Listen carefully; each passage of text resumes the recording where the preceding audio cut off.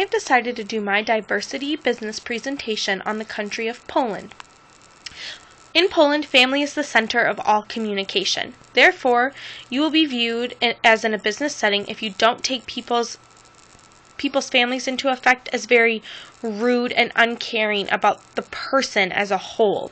People also may not be focused on work due to the fact that family is a priority.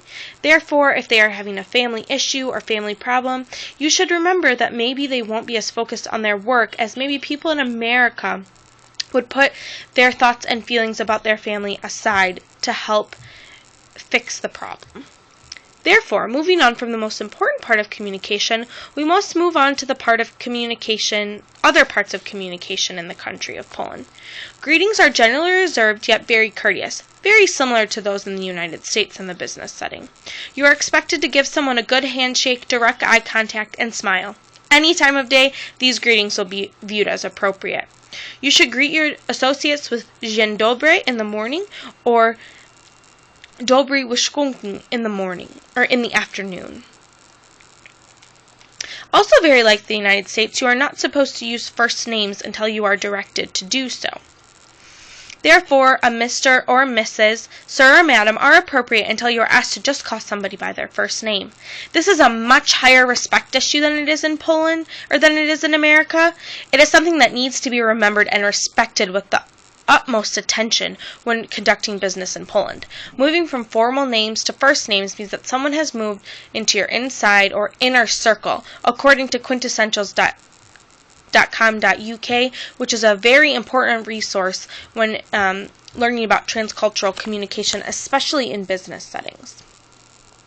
Business people in Poland are very formal people. I know that when I was in Poland, it almost seemed as if they were cold or distant, but really they are just trying to size up how they should best communicate with you for a couple of meetings. These are some tips from quintessential.com.uk, in which they said was very important for conducting business with people in Poland.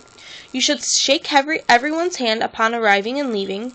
Handshakes are quite firm and eye contact is valued.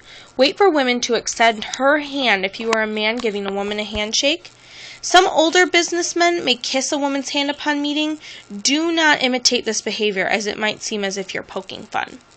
Titles are considered prestigious. Academic or professional titles are used with honorific titles with or without surname.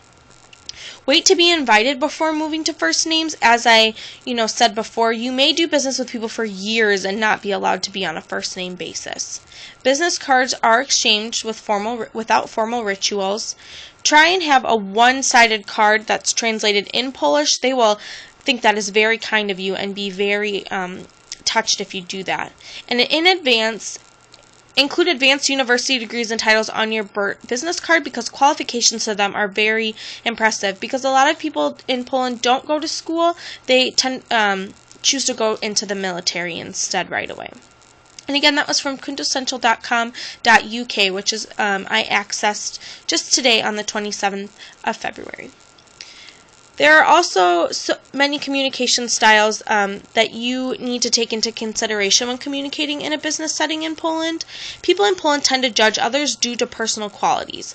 Polish business people will go to great lengths to spend time with you to get to know you.